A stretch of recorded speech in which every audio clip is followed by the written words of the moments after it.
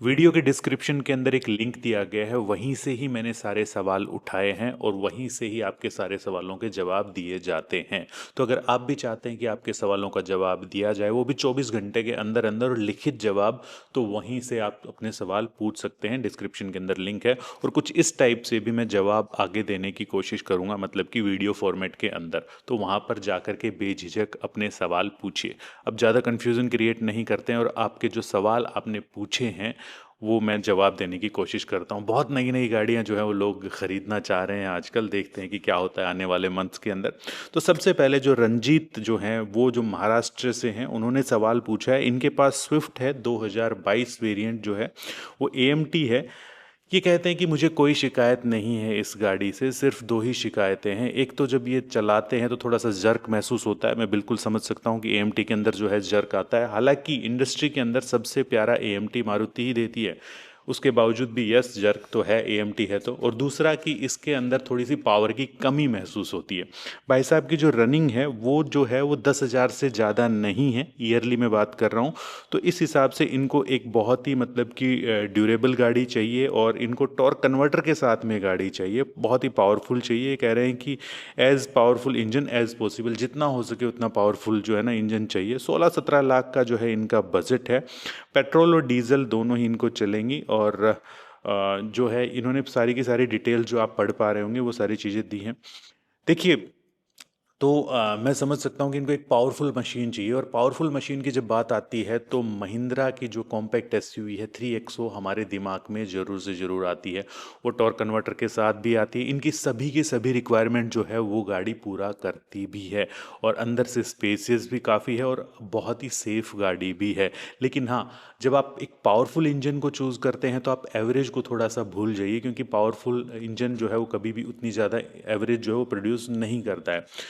दूसरी चीज़, जब मेरी इसके साथ इनके साथ जो डिस्कशन हुई थी तो ये काइलेक की तरफ भी थोड़ा सा जाना चाहते हैं। डेफिनेटली काइलेक भी एक बहुत ही बेहतरीन चॉइस है, और इनफैक्ट सेगमेंट के अंदर सबसे ज़्यादा सेफ गाड़ी भी मानी जाती है। आप काइलेक के ऊपर भी जा सकते हैं। मेरा रुझान थोड़ा सा 3XO की तरफ इसलिए रहेगा कि थोड़े से सर्विस सेंटर वगैरह भी उसके ज़्यादा हैं, और आपको थोड़ा सा मज़ा भी आएगा उस गाड़ी को चलाने के अंदर। लेकिन काइलेक के ऊपर भी डेफिनेटली आप जा सकते हैं। इन दोनों गाड़ियों में से जो भी आप चूज़ करेंगे, आपका डिसीजन बिल्कुल भी गलत नहीं होगा। और स्विफ्ट को जो है वो मैं तो कहूँगा कि अगर आपको क्या कहते हैं कि हो सकता है कि एक्सचेंज ऑफर के अंदर आपको अच्छा प्राइस मिल भी जाए, तो आप एक्सचेंज करवाना चाहते हैं तो करवा दीजिए, नहीं तो अपने यार दोस्तों को निकाल दीजिए, वो आपको थोड़ी सी बेहतर कीमत दे देंगे एक्सचेंज की बजाय भी। अगला सवाल जो पूछा है वो अक्षय ने पूछा है। अक्षय राजस्थान से हैं, और इनका भी लगभग लगभग, क्योंकि उसी सेगमेंट से रिलेटेड सवाल है, तो लगभग वैसा सा ही सवाल है। ये कह रहे हैं कि इनकी रनिंग भी जो है वो 10,000 से कम है, और इनको एक ट्रैफिक के अंदर चलने वाली गाड़ी चाहिए। साथ के साथ इनके नेटिव जो है वो महाराष्ट्र में रहते हैं, और लगभग 2,000 किलोमीटर नॉन स्टॉप चल जाए। देखिए, 2,000 किलोमीटर नॉन स्टॉप कोई भी आपकी गाड़ी चल जाती है, ठीक है, उसमें कोई दिक्कत नहीं है। तो मैंने जो है इनको सजेस्ट किया, इनको एक ऑटोमेटिक गाड़ी चाहिए। मैं कहता हूँ कि आप ब्रेजा ऑटोमेटिक के ऊपर जा सकते हैं। बेहतरीन रिफाइन इंजन है, साथ के साथ आपको एवरेज भी अच्छी दे देगी। आपको अगर बहुत ज़्यादा पावर की ज़रूरत नहीं है तो मेरे ख्याल से ब्रेजा एक बेहतरीन ऑप्शन हो सकता है। दूसरा, मैंने आपको चॉइस ये दिया है कि अगर आप 3XO के ऊपर जा सकते हैं, अगर बहुत ही ज़्यादा आपको क्या कहते हैं कि पावरफुल जो है ना वो गाड़ी चाहिए। फिर इनके साथ मेरी थोड़ी सी और बातचीत हुई, और इन्होंने भी पूछा है कि क्या काइलैक जो है वो एक बेहतर चॉइस हो सकती है ऑटोमेटिक के अंदर। तो देखिए, बिल्कुल काइलैक एक बेहतर चॉइस हो सकती है, लेकिन मेरा एक कहना यही है, अगर आप काइलैक लेते हैं, जब भी लेते हैं, तो मेंटेनेंस पैक जो है ना, अगर अवेलेबल हो तो मेंटेनेंस पैक के साथ ज़रूर ले लेना उस गाड़ी को। और साथ के साथ ये देख लेना कि आप लोगों के आसपास जो है सर्विस स्टेशन अवेलेबल वगैरह है कि नहीं है, पार्ट्स की अवेलेबिलिटी वगैरह कैसी है काइलैक की। ठीक है, काइलैक नो डाउट बहुत बेहतरीन गाड़ी है, जैसे कि मैंने पहले भी आपको बताया था कि सेगमेंट के अंदर सेफेस्ट गाड़ी भी है। तो कुछ अगर आपको नया टेस्ट करना है देन गो फॉर काइलैक, ठीक है, नहीं तो एक रिलायबल प्रोडक्ट की तरफ अगर जाना चाहते हैं देन गो फॉर ब्रेजा। ठीक है, तो देखिए, इस सेगमेंट के अंदर कोई भी गाड़ी ख़राब नहीं है, कोई भी गाड़ी अच्छी नहीं है, ऐसा नहीं कह सकती अगर ये गाड़ी बहुत अच्छी तो ये बहुत बेकार है। ठीक है, ये सारा का सारा डिपेंड करता है कि आपकी नीड क्या है। तो इनका जो है इनसे थोड़ा सा डिस्कशन हुआ जैसे हमारे मैसेजेस के अंदर, तो इन्होंने बोला कि यार मैं काइलैक की तरफ इनका रुझान थोड़ा सा ज़्यादा बन रहा है। और मैं समझ सकता हूँ कि काइलैक जो है वो डिसेंट स्पेस भी देती है, और 1 लीटर जो TSI इंजन है उसका अच्छी खासी पावर भी निकालता है, और ऑटोमेटिक के अंदर जो है वो ये गाड़ी आप बिल्कुल ले सकते हैं। देखिए, आप गाड़ियां तो बहुत सारी ले रहे हैं, लेकिन एक बहुत ही गजब की चीज़ मैं आपके लिए लेकर के आया हूँ। वो क्या? वो देखिए, ये है इनवोल एलिमेंट प्रो का एयर परफ्यूम है। ये न्यू कार सेंट जो है ना, वो वाला फ्रेग्रेंस आती है नई गाड़ी के अंदर। कैसी खुशबू आती है, वो वाली ये फ्रेग्रेंस है भाई। तो नई गाड़ी, अगर आपकी कोई पुरानी गाड़ी भी और चाहते हैं कि उसके अंदर नई जैसी खुशबू रहे, आपकी नई गाड़ी और वो बरकरार रहे उसकी खुशबू सदा सदा तक, तो आप इस परफ्यूम का जरूर से जरूर लाभ उठा सकते हैं। कुछ इस टाइप की जो है ना ये पैकिंग के अंदर आता है, और ध्यान रहे कि ये जो है वो प्रो सीरीज के अंदर आता है। और एक और मैं बात बताऊंगा आपको, इसके अंदर हालांकि जो है ये 2 टैग आते हैं। जरूरी नहीं है आप अपनी एक ही गाड़ी के अंदर इस्तेमाल करें, आप 2 अलग अलग गाड़ियों के अंदर भी जो है वो इसको इस्तेमाल कर सकते हैं। और जब भी आप जी चाहें तब आप इसका इस्तेमाल कर सकते हैं। गाड़ी नहीं चला रहे तो मत लगाइए, और गाड़ी जैसे चलाते हैं तो सिर्फ 2 स्प्रे जो है ना वो इसके करने हैं। मेरे को तो इसकी खुशबू इतनी ज़्यादा अच्छी लगती है ना, मैं अपने घर में भी कई कई बार जो है इसका इस्तेमाल कर लेता हूँ। और अगर आप खरीदने के इच्छुक हैं तो मैं आपको 10% का डिस्काउंट भी दिलवाता हूं। अगर मैन मोटर कूपन कोड आप इसके अंदर लगाते हैं तो इनकी पूरी वेबसाइट के ऊपर आपको 10% का जो है ना वो डिस्काउंट मिल जाएगा। ये बहुत ही प्यारी जो है वो फ्रेग्रेंस है, आप जा करके इसका ज़रूर से ज़रूर अपनी गाड़ी के अंदर इस्तेमाल कीजिए। सच में यार, जैसे कि नई गाड़ी के अंदर बैठे हो। बढ़ते हैं अपने अगले सवाल की तरफ, और जो कि पूछा है निशांत यादव ने। ये भी भाई राजस्थान से है, और ये राजस्थान में बहरोड से हैं। ये कह रहे हैं कि एक नेक्सॉन प्योर CNG 2024 जो है ना वो मॉडल इनको दिसंबर मैन्युफैक्चरिंग वाली जो है वो मिल रही है। डीलर के पास खड़ी होगी कहीं पे, 95,000 का जो है वो डिस्काउंट मिल रहा है। डिस्काउंट डिसेंट सा है। अब वो ये कह रहे हैं कि क्या मुझे नई वाली के ऊपर जाना चाहिए।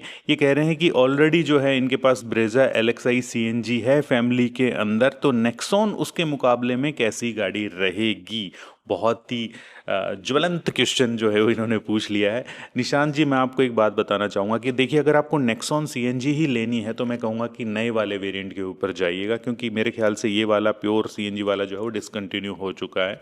कुछ फेरबदल होकर के नए वाला वेरिएंट आया है। थोड़ा बहुत कॉस्मेटिक चेंजेस होंगे, लेकिन जब आप निकालोगे तब भी आपकी 1 साल पुरानी हो जाएगी, तो लगभग जो है ना आपका डिस्काउंट वहीं पर इक्वल सा आ जाएगा। तो मेरे ख्याल से आपको 2025 के अंदर जाना चाहिए, या अगर वो डिस्काउंट बढ़ा देता है, लगभग 1.25 लाख के आसपास का कर देता है या 1.5 तक भी कर देता है, तो इसके ऊपर आप जा सकते हैं। दूसरी बात, जो सबसे बड़ी जरूरी बात है, अगर आपके पास LXI CNG है ब्रेजा, तो मैं ये कहूँगा कि ये वाला जो नेक्सॉन है ये इतनी ज़्यादा रिफाइन नहीं है जितनी आपकी CNG के अंदर आपकी जो ब्रेजा है, जो कंपनी फिटेड की मैं बात कर रहा हूँ वो। तो अगर आपको एक्चुअल में एक बहुत ही रिलायबल गाड़ी चाहिए तो मेरा सजेशन फिर से आपको यही रहेगा कि एक बार फिर से आप ब्रेजा की तरफ जा सकते हैं दोस्त।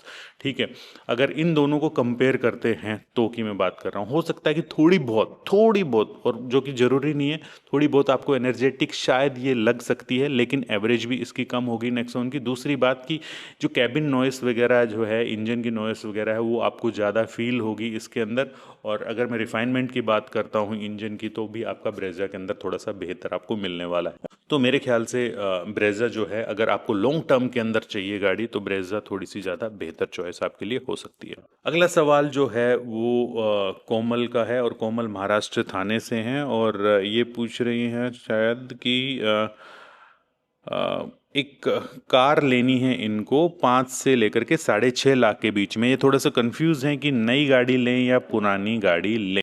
देखिए कोमल जी, मैं आपको एक बात बताना चाहूँगा कि दोनों ही गाड़ियाँ आ जाती हैं वैसे 5 से 6.5 लाख के अंदर। आपको अगर 6.5 लाख के बजट के अंदर एक बेहतरीन चॉइस चाहिए, 4 सिलेंडर के साथ में चाहिए, तो बहुत सारे लोगों को पता होगा कि मैं क्या बोलने वाला हूँ। यहाँ पर इग्निस आपके लिए एक परफेक्ट गाड़ी रह सकती है, अगर आपको लंबे मतलब टाइम के लिए चाहिए, क्योंकि 180 के उसके अंदर साथ में ग्राउंड क्लियरेंस भी आती है, चलाने में भी बेहतर है, एवरेज भी तगड़ी निकालती है, और वो 4 सिलेंडर इंजन के साथ में आती है।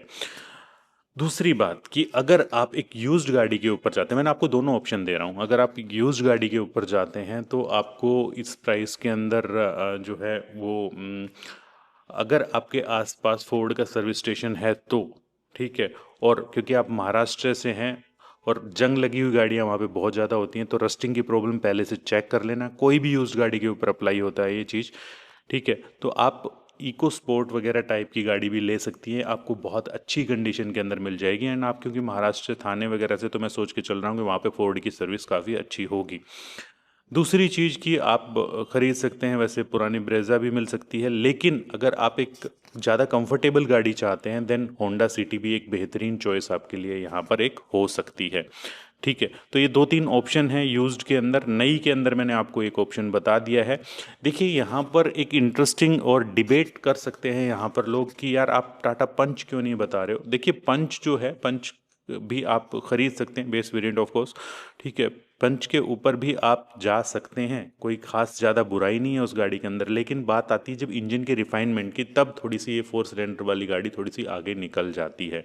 इसीलिए मैंने आपको स्विफ्ट की बजाय भी इग्निस का सजेशन दिया, समझ रहे हैं आप, नई गाड़ी में। प्रतीक सैनी अपने दिल्ली से ही हैं और ये कह रहे हैं कि इनको अपनी एक होंडा सिटी जो है इनके पास में, उसका रिप्लेसमेंट चाहिए। और मतलब कि एक इलेक्ट्रिक गाड़ी जो है ये चाहते हैं, XUV 400 चाह रहे हैं, ठीक है। और क्रेटा इलेक्ट्रिक भी देख सकते हैं 22 लाख से 24 लाख तक की, ठीक है। कर्व के ऊपर भी जा सकते हैं, विंडसर के ऊपर। विंडसर एक बहुत अच्छी चॉइस हो सकती है, मैं आपको बात बताता हूँ। थोड़ा सा मतलब कि डीप रिसर्च करके देखना उसके बारे में। और XEV 9e या 6e, मुझे ये महिंद्रा वाली गाड़ियाँ कुछ खास नहीं लगी। BYD अट्टो को भी अभी रहने दो, गाड़ी अच्छी है, लेकिन आपको हो सकता है कि आगे जाके सर्विस वगैरह के अंदर इन चीज़ों के अंदर इश्यूज आए, ठीक है। एलिवेट, जी हाँ, एलिवेट मतलब कि अगर मैं आइस इंजन की बात करता हूँ तो ये कह रहे हैं कि एलिवेट भी एक ऑप्शन हो सकता है, ठीक है। अब देखिए मैं आपको दो चीज़ें यहाँ पर बताता हूँ मेरे दोस्त। देखिए मैं ऐसा इंसान नहीं हूँ कि बहुत ज़्यादा ईवी के पीछे पड़ा हुआ है। ईवी मुझे नहीं लगता कि बहुत स्ट्रॉन्ग फ्यूचर होने वाला है चीज़ों का, ठीक है। दूसरी चीज़ ये कि एक बहुत ही प्रैक्टिकल अगर आप गाड़ी चाहते हैं, जैसे कि आप एलिवेट के ऊपर भी आ गए थे, तो इस हिसाब से आप जो है टोयोटा का जो या ग्रैंड विटारा या टोयोटा, मतलब कि दोनों एक ही गाड़ियां हैं। अगर मैं स्ट्रॉन्ग हाइब्रिड की बात करता हूं तो आप इन दोनों गाड़ियों में से आप चूज़ कर सकते हैं एक प्रैक्टिकल रेंज निकालने वाली, लगभग फुल टैंक के अंदर 1150-1200 की रेंज निकालने वाली, जो कि ये क्लेम करते हैं। 1000 तो निकाल ही देगी मेरे ख्याल से, ठीक है। तो ऐसी गाड़ी आप चूज़ कर सकते हैं।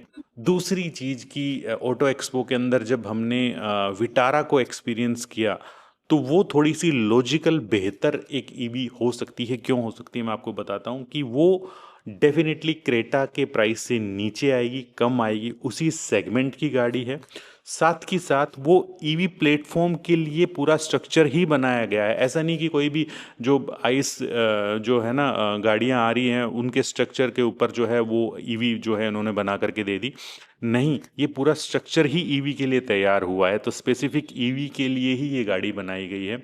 और तीसरी चीज़ कि ये रेंज भी क्रेटा से ज़्यादा निकालती है और प्राइस के अंदर कम निकालने वाले हैं, जो 99% चांसेस है, मैं आपको बताता हूँ। तो मेरे ख्याल से अगर आपको ईवी ही लेना है तो विटारा का वेट कर लो थोड़ा सा, नहीं तो आप जो है ग्रैंड विटारा स्ट्रॉन्ग हाइब्रिड या टोयोटा वाली स्ट्रॉन्ग हाइब्रिड के ऊपर डेफिनेटली आप जा सकते हैं, ठीक है। अगर आपको सुजुकी का लोगो पसंद नहीं है देन टोयोटा के ऊपर भी आप जा सकते हैं, ठीक है।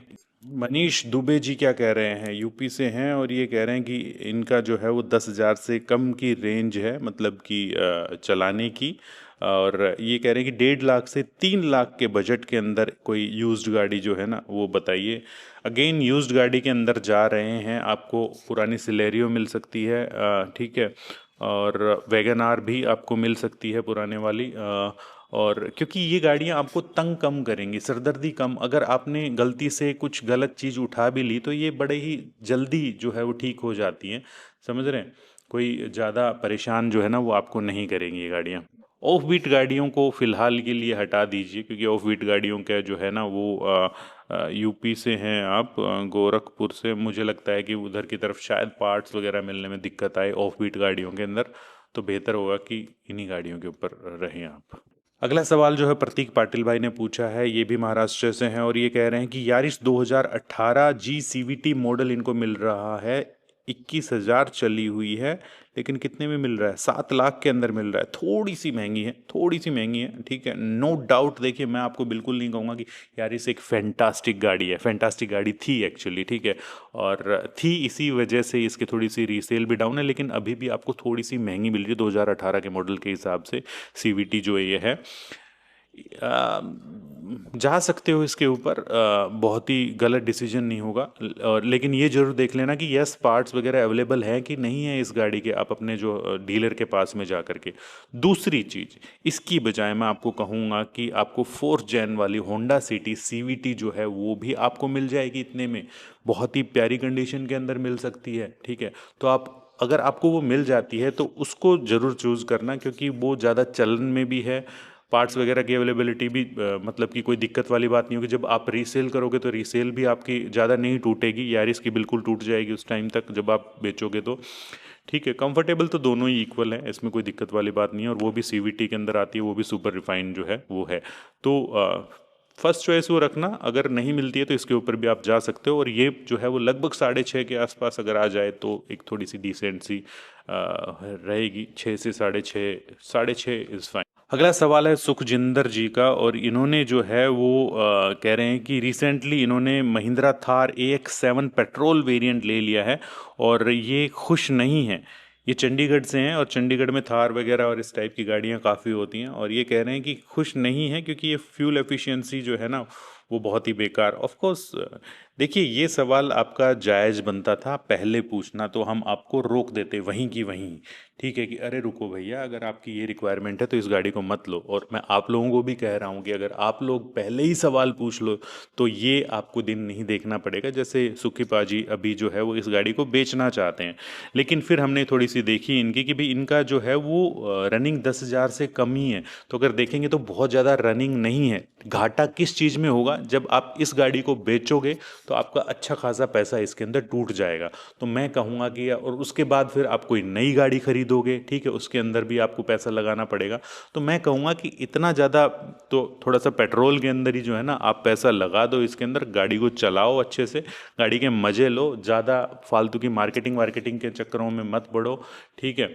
मैं तो यही कहूँगा कि आप इस गाड़ी को रखिए, क्योंकि आपने ले ली। अगर आप पहले करते तो हम आपको शायद ये रोक देते, ना लेने देते, ठीक है। खैर, अब मेरे ख्याल से इसको रखने में ही फ़ायदा है, अगर आप बेचोगे तो ज़्यादा नुकसान हो जाएगा, ठीक है सुखी बाजी। तो इसको आप रखिए, इस्तेमाल कीजिए, मज़े कीजिए गाड़ी के साथ में, ठीक है। तो दोस्तों, ये था आज के हमारा जो है वो Q&A वाला सेशन। और जैसे कि मैंने आपको शुरुआत में बताया था, डिस्क्रिप्शन के अंदर जो है एक लिंक दे दिया है, वहाँ पर जा कर के आप सवाल पूछिए। सारे सवालों के लिखित के अंदर जवाब 24 घंटे के अंदर मिल जाते हैं, और लगभग हफ्ते के अंदर या हफ्ते या जब भी मेरे को मौका मिलेगा इस टाइप का वीडियो बनाकर भी मैं वहाँ पर आप लोगों के सवालों का जवाब देने की कोशिश करूँगा। और एक और लिंक दिया गया है डिस्क्रिप्शन के अंदर, वो तो बहुत ही सही चीज़ है, अपने मतलब कि नई गाड़ी जैसी खुशबू अगर आपको चाहिए तो, ठीक है। तो मिलते हैं ऐसे किसी नेक्स्ट वीडियो के अंदर इसी मैसेज के साथ कि अगर आप 4 व्हीलर चलाते हैं तो सीट बेल्ट जरूर डालिएगा, 2 व्हीलर अगर चलाते हैं तो हेलमेट जरूर पहनिएगा। पता है काफ़ी दिन बाद में आया हूँ, लेकिन आप सबको पता है कि क्या चीज़ थी। मिलते हैं नेक्स्ट वीडियो में। जय हिंद, जय भारत।